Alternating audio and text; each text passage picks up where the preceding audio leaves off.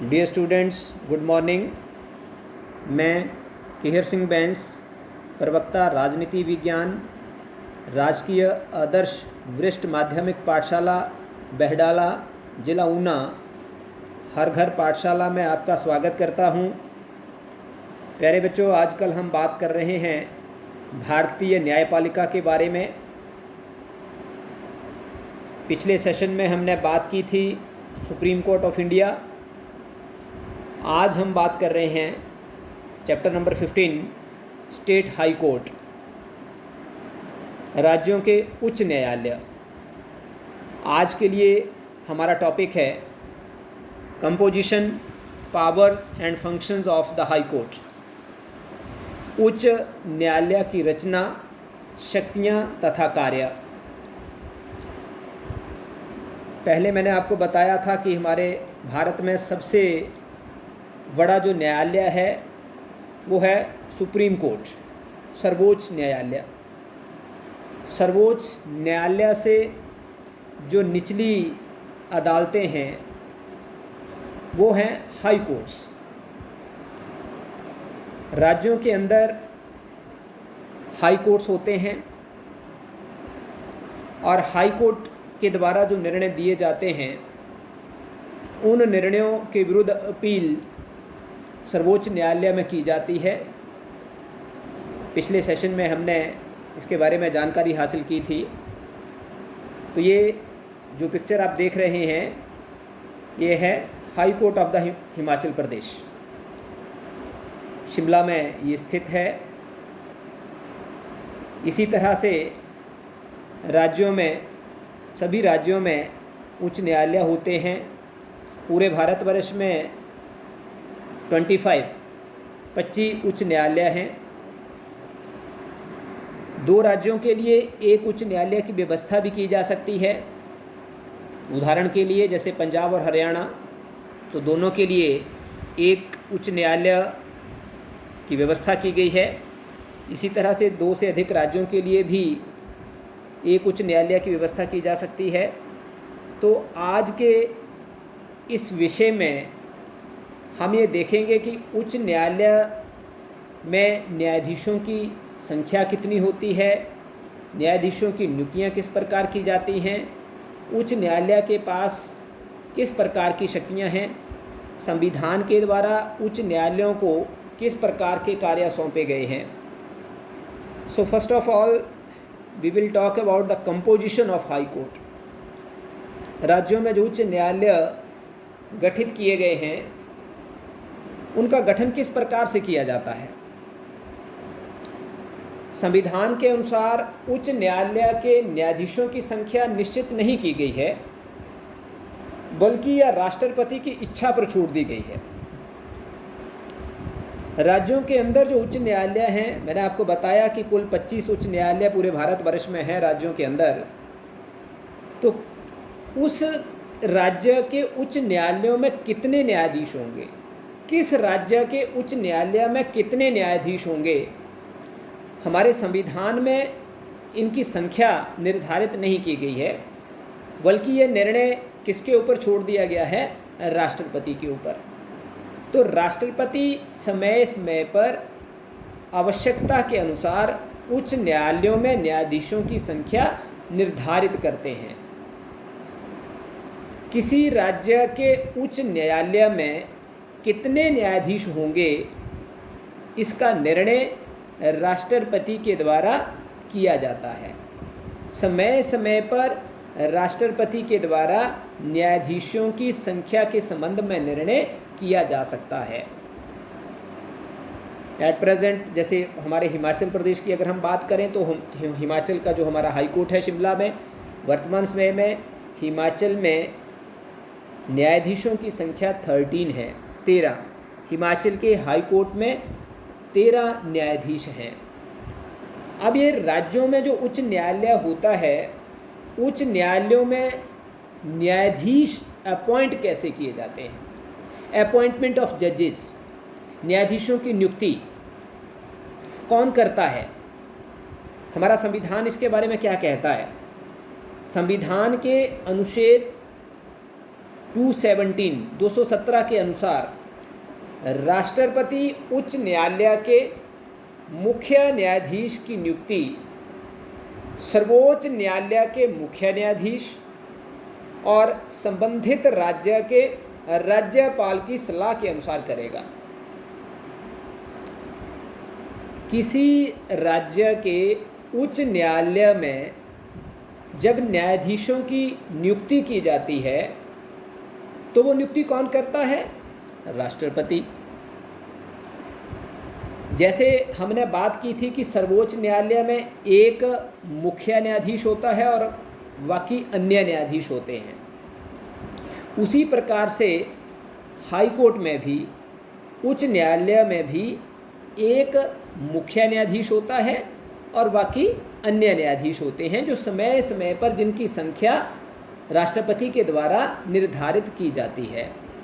तो अगर किसी राज्य में उच्च न्यायालय के मुख्य न्यायाधीश की नियुक्ति करनी है तो वो राष्ट्रपति करते हैं, लेकिन राष्ट्रपति मुख्य न्यायाधीश की नियुक्ति करते समय किसकी सलाह लेते हैं?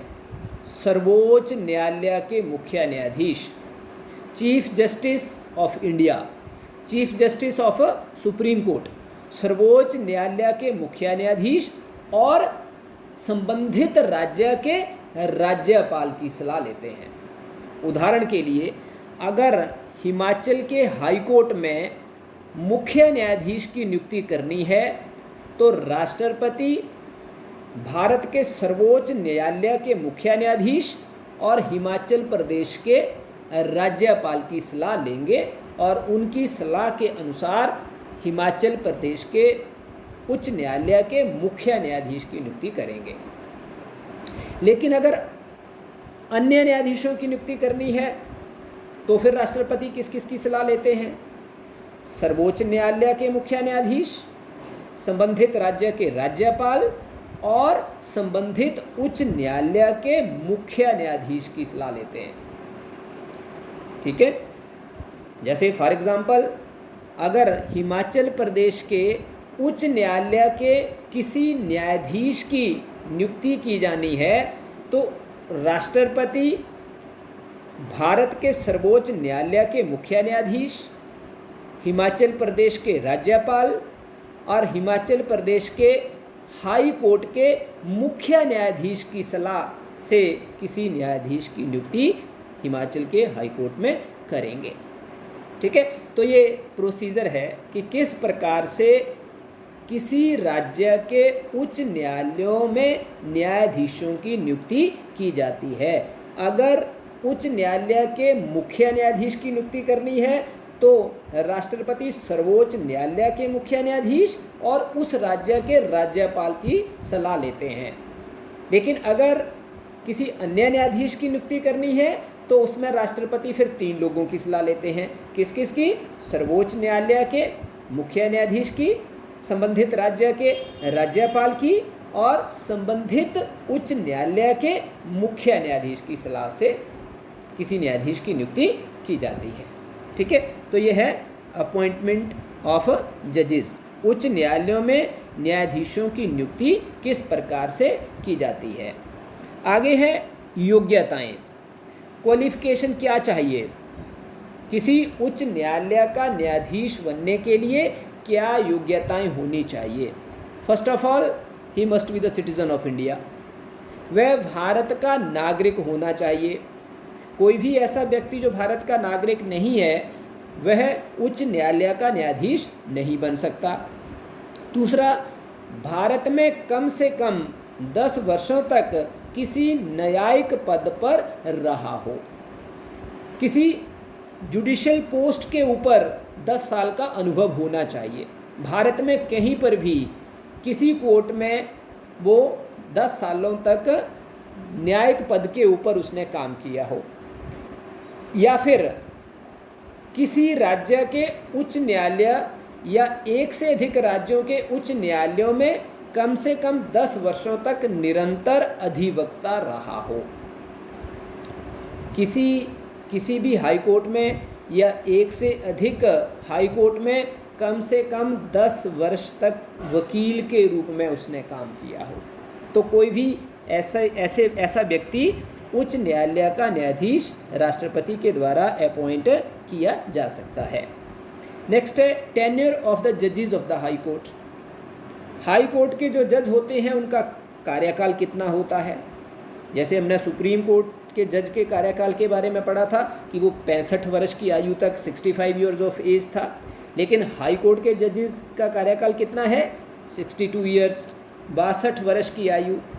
62 वर्ष की आयु पूरी हो जाने के पश्चात हाई कोर्ट के जज रिटायर हो जाते हैं, लेकिन क्या इससे पहले भी उन्हें पद से हटाया जा सकता है? जी हाँ, 62 वर्ष की आयु से पूर्व भी उन्हें पद से हटाया जा सकता है। कौन हटा सकता है? राष्ट्रपति। कैसे हटा सकता है? वही प्रोसीजर है जिस प्रोसीजर से सुप्रीम कोर्ट के किसी जज को हटाया जा सकता है। हमने पिछले टॉपिक में ये बात की थी कि कैसे सुप्रीम कोर्ट के जज को राष्ट्रपति हटा सकते हैं। उसी तरीके से हाई कोर्ट के जज को भी राष्ट्रपति हटा सकते हैं 62 वर्ष की आयु पूरी करने से पहले भी। तो कैसे हटाते हैं? संसद के द्वारा पारित प्रस्ताव के आधार पर। अगर संसद हाई कोर्ट के किसी जज के खिलाफ कोई प्रस्ताव पास कर देती है, किस कारण से? बुरे व्यवहार के कारण या अयोग्यता के कारण। किसी जज के खिलाफ उसके बुरे व्यवहार या अयोग्यता के कारण अगर संसद प्रस्ताव पास कर देती है तो उस प्रस्ताव के आधार पर राष्ट्रपति किसी भी जज को उसके पद से हटा सकते हैं। तो ये तरीका है कि किस तरीके से हाई कोर्ट के किसी जज को उसका कार्यकाल पूरा होने से पहले भी पद से हटाया जा सकता है। नेक्स्ट है उच्च न्यायालय की शक्तियां, कार्य अथवा क्षेत्राधिकार, powers, functions and jurisdiction of high court. उच्च न्यायालय को किस प्रकार के कार्य संविधान के द्वारा सौंपे गए हैं? क्या क्षेत्राधिकार है उच्च न्यायालय का? जिस तरह से हमने सर्वोच्च न्यायालय के कार्यों के बारे में जानकारी प्राप्त करी थी कि सर्वोच्च न्यायालय क्या क्या काम करता है, उसी प्रकार से उच्च न्यायालय को भी संविधान के द्वारा जो जिम्मेदारियां सौंपी गई हैं, जो दायित्व दिया गया है, उसके बारे में आज हम बात करेंगे। तो फर्स्ट ऑफ ऑल है ओरिजिनल जुरिसडिक्शन, आरंभिक क्षेत्राधिकार। सेकंड वन है एपीलिएट जुरिसडिक्शन, अपीलीय क्षेत्राधिकार। थर्ड वन एडमिनिस्ट्रेटिव फंक्शंस, प्रशासकीय कार्य। एंड कोर्ट ऑफ रिकॉर्ड, अभिलेख न्यायालय। And the last one is power of judicial review, न्यायिक पुनर्निरीक्षण का अधिकार। So first of all we will talk about original jurisdiction, आरंभिक क्षेत्राधिकार। पढ़ चुके हैं आप सर्वोच्च न्यायालय के आरंभिक क्षेत्राधिकार के बारे में। क्या था आरंभिक क्षेत्राधिकार? कि ऐसे विवाद जो सीधे ही सर्वोच्च न्यायालय में प्रारंभ होते हैं वो सर्वोच्च न्यायालय के आरंभिक क्षेत्राधिकार में आते हैं। सिमिलरली यहाँ पर भी ऐसे विवाद जो सीधे ही उच्च न्यायालय में प्रारंभ होते हैं उन्हें हम उच्च न्यायालय का प्रारंभिक क्षेत्राधिकार कहते हैं। कौन कौन से हैं वो ऐसे मामले, कौन से ऐसे विवाद हैं जो सीधे ही उच्च न्यायालय में प्रारंभ किए जा सकते हैं या उच्च न्यायालय के आरंभिक क्षेत्राधिकार में आते हैं? फर्स्ट ऑफ ऑल है आरंभिक क्षेत्राधिकार के अंतर्गत निम्नलिखित मुकदमे जो है वो उच्च न्यायालय में ले जाए जा सकते हैं। कौन कौन से हैं? मौलिक अधिकारों से संबंधित कोई भी मुकदमा सीधे ही उच्च न्यायालय में ले जाया जा सकता है। फंडामेंटल राइट से जुड़ा हुआ कोई भी मामला होगा वो सीधा ही उच्च न्यायालय में ले जाया जा सकता है या सर्वोच्च न्यायालय में ले जाया जा सकता है। पहले भी हमने बात की थी कि आर्टिकल 32 के अंतर्गत ऐसे मुकदमे सीधे सर्वोच्च न्यायालय में भी ले जाए जा सकते हैं और अंडर आर्टिकल 226 ऐसे मुकदमे सीधे ही उच्च न्यायालय में भी ले जाए जा सकते हैं। इसके अलावा उच्च न्यायालय के पास कोई भी ऐसा मुकदमा सीधे ले जाया जा सकता है जिसमें संविधान के किसी अनुच्छेद से संबंधित कोई विवाद हो। कॉन्स्टिट्यूशनल मैटर्स, संवैधानिक मामले। संविधान को लेकर अगर किसी तरह का कोई विवाद है, संविधान के किसी अनुच्छेद से संबंधित अगर कोई मामला है, संविधान के किसी आर्टिकल को लेकर अगर इंटरप्रिटेशन को लेकर कोई मामला है, तो ऐसे मामले भी सीधे ही उच्च न्यायालय में ले जाए जा सकते हैं।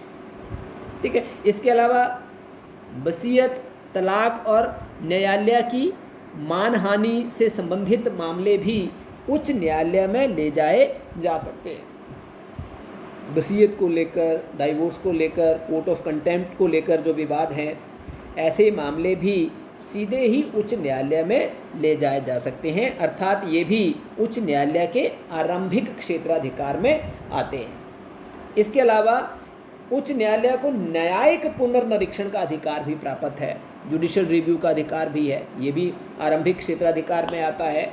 जुडिशियल रिव्यू के बारे में मैं पहले भी बता चुका हूँ कि जुडिशियल रिव्यू हम किसे कहते हैं कि उच्च न्यायालय को संसद के द्वारा पारित किए गए कानून और कार्यपालिका के द्वारा जारी किए गए आदेशों की जांच करने का अधिकार है, तो इसे हम न्यायिक पुनर्निरीक्षण कहते हैं, जुडिशियल रिव्यू कहते हैं।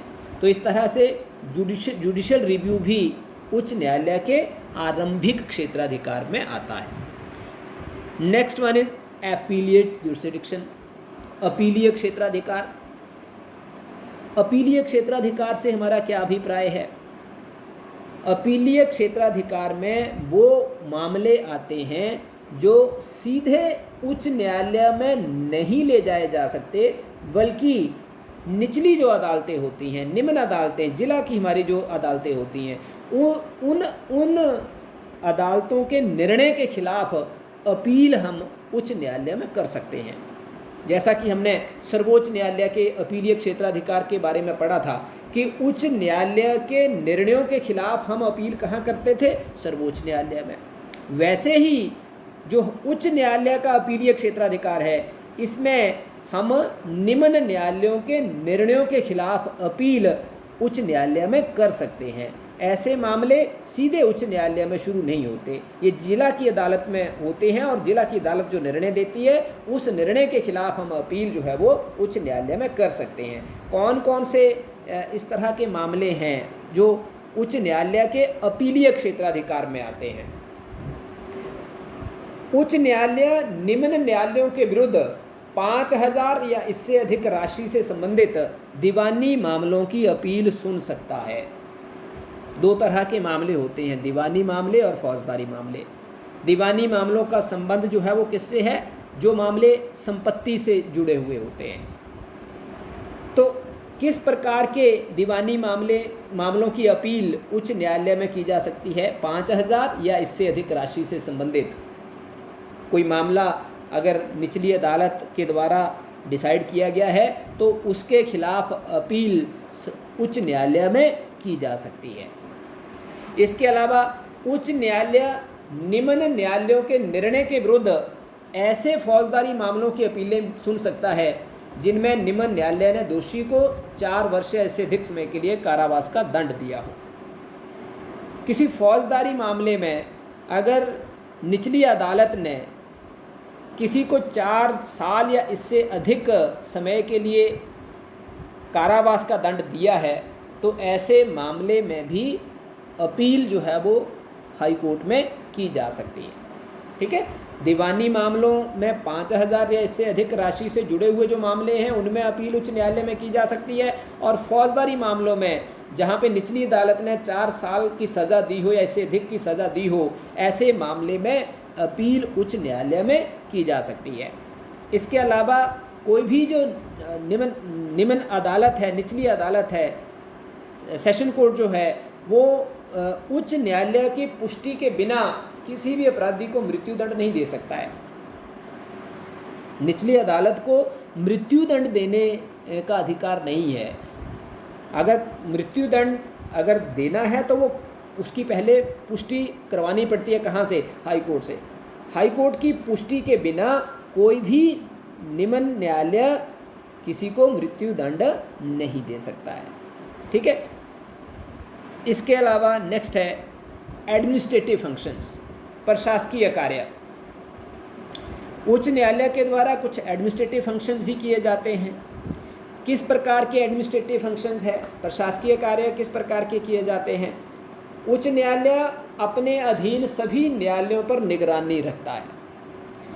जो जिला अदालतें होती हैं, जो डिस्ट्रिक्ट कोर्ट्स होते हैं, वो किसकी निगरानी में रहते हैं, वो किसके नियंत्रण में रहते हैं? हाई कोर्ट के नियंत्रण में। हाई कोर्ट अपने अधीन न्यायालयों के ऊपर निगरानी रखता है। फॉर एग्जांपल, जैसे अगर हम हिमाचल प्रदेश की बात करें तो हिमाचल प्रदेश में एक ही हाई कोर्ट है शिमला में, लेकिन हर डिस्ट्रिक्ट के अंदर, हर जिला के अंदर जिला अदालतें भी हैं। तो ये सारी की सारी जो डिस्ट्रिक्ट कोर्ट्स हैं, ये किसके डायरेक्शंस के अनुसार काम करेंगी, किसकी निगरानी में रहती हैं? उच्च न्यायालय की निगरानी में। तो उच्च न्यायालय इन सभी न्यायालयों के ऊपर निगरानी रखता है। उच्च न्यायालय अपने अधीन न्यायालयों से रिकॉर्ड मंगवाकर उसकी जांच पड़ताल कर सकता है। किसी भी मामले में उच्च न्यायालय निम्न न्यायालयों से रिकॉर्ड अपने पास मंगवा सकता है, उसकी जांच पड़ताल कर सकता है। ये उच्च न्यायालय का अधिकार है, या उच्च न्यायालय के पास ये शक्ति है कि वो निचली अदालतों से अगर आवश्यक समझे तो वो निचली अदालतों से रिकॉर्ड अपने पास मंगवा सकता है और उस रिकॉर्ड की जांच पड़ताल कर सकता है। इसके अलावा अगर हाई कोर्ट अगर उचित समझे तो वो निचली अदालतों में मुकदमों की अदला बदली भी कर सकता है। किसी एक कोर्ट से किसी केस को दूसरे कोर्ट में ट्रांसफ़र कर सकता है अगर ज़रूरी समझे। उच्च न्यायालय अगर ज़रूरी समझे तो वो डिस्ट्रिक्ट कोर्ट के अंदर किसी एक केस को एक कोर्ट से दूसरे कोर्ट में ट्रांसफ़र कर सकता है। ठीक है। इसके अलावा उच्च न्यायालय अपने अधीन न्यायालयों के कर्मचारियों के पदोन्नति, पेंशन, भत्ते और छुट्टी आदि से संबंधित नियम बनाता है। बहुत सारा जो है वो एडमिनिस्ट्रेटिव स्टाफ होता है कोर्ट के अंदर, बहुत सारे कर्मचारी होते हैं। तो इन कर्मचारियों की प्रमोशन को लेकर, इन कर्मचारियों की पेंशन को लेकर, इन कर्मचारियों के अलाउंसेस को लेकर ये नियम जो है वो किसके द्वारा बनाए जाते हैं? उच्च न्यायालय के द्वारा। निचली अदालतों में जितने भी कर्मचारी कार्यरत होते हैं उन सभी कर्मचारियों के प्रमोशन, पेंशन, अलाउंसेस और छुट्टी आदि से संबंधित जो रूल होते हैं, जो नियम होते हैं, वो नियम किसके द्वारा बनाए जाते हैं? उच्च न्यायालय के द्वारा। तो ये है उच्च न्यायालय के प्रशासकीय कार्य, administrative functions of the high court. Next है कोर्ट ऑफ रिकॉर्ड। जैसा आपने सर्वोच्च न्यायालय के बारे में पढ़ा था कि सर्वोच्च न्यायालय एक अभिलेख न्यायालय के रूप में कार्य करता है, वैसे ही उच्च न्यायालय भी अभिलेख न्यायालय के रूप में कार्य करते हैं। उच्च न्यायालय के द्वारा दिया गया जो निर्णय होता है उसका रिकॉर्ड रखा जाता है।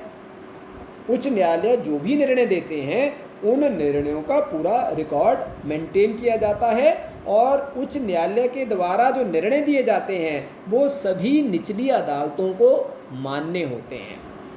जो सबऑर्डिनेट कोर्ट्स होती हैं, जो निचली अदालतें होती हैं, उन अदालतों को हाई कोर्ट के द्वारा दिए गए निर्णयों को मानना पड़ता है, उनके द्वारा वो निर्णय स्वीकार किए जाते हैं, और हाई कोर्ट की सारी जो प्रोसीडिंग्स होती है, जो कार्यवाही होती है, उस कार्यवाही को प्रमाण के रूप में प्रकाशित किया जाता है। तो इस तरह से हम ये कह सकते हैं कि उच्च न्यायालय भी अभिलेख न्यायालय के रूप में भी कार्य करता है। नेक्स्ट है न्यायिक पुनर्निरीक्षण का अधिकार, power of a judicial review. Judicial review के बारे में पहले भी बता चुका हूँ कि सर्वोच्च न्यायालय की तरह ही राज्यों के उच्च न्यायालयों को भी न्यायिक पुनर्निरीक्षण का अधिकार प्राप्त है। राज्यों के विधानमंडलों के द्वारा या भारत की संसद के द्वारा जो कानून बनाए जाते हैं, अगर वो कानून संविधान का उल्लंघन करते हैं, संविधान के विरुद्ध पाए जाते हैं, तो ऐसे कानूनों को उच्च न्यायालय के द्वारा असंवैधानिक घोषित करके रद्द किया जा सकता है। तो इस तरह हम ये कह सकते हैं कि उच्च न्यायालयों के पास भी न्यायिक पुनर्निरीक्षण का अधिकार प्राप्त है, अर्थात विधान पालिका के द्वारा बनाए गए कानूनों की जांच करने का अधिकार, कार्यपालिका के द्वारा जारी किए गए आदेशों की जांच करने का अधिकार सर्वोच्च न्यायालय की तरह उच्च न्यायालय के पास भी है। ठीक है। So this is all about the composition, powers, functions and jurisdiction of the high courts. उच्च न्यायालय का गठन किस प्रकार से किया जाता है, उच्च न्यायालय के न्यायाधीशों की संख्या कितनी हो सकती है, कौन ये निर्णय लेता है कि कितने न्यायाधीश किसी हाई कोर्ट में होंगे, किसी भी हाई कोर्ट में जजेस की अपॉइंटमेंट किस प्रकार से की जाती है और उनका कार्यकाल कितना होता है, और वो हाई कोर्ट किस प्रकार के कार्य करता है। हाई कोर्ट का जो ओरिजिनल जुरिसडिक्शन है वो क्या है, अपीलिएट जुरिसडिक्शन क्या है, कहने का मतलब आरंभिक क्षेत्राधिकार किसे कहते हैं, अपीलीय क्षेत्राधिकार में किस तरह के मामले आते हैं। तो ये है उच्च न्यायालय की रचना, शक्तियाँ और कार्य। तो आज के लिए इतना ही। उम्मीद करता हूँ कि आपको आज का विषय समझ में आया होगा और इससे आपको ज़रूर फ़ायदा होगा। Thank you very much. Have a nice day.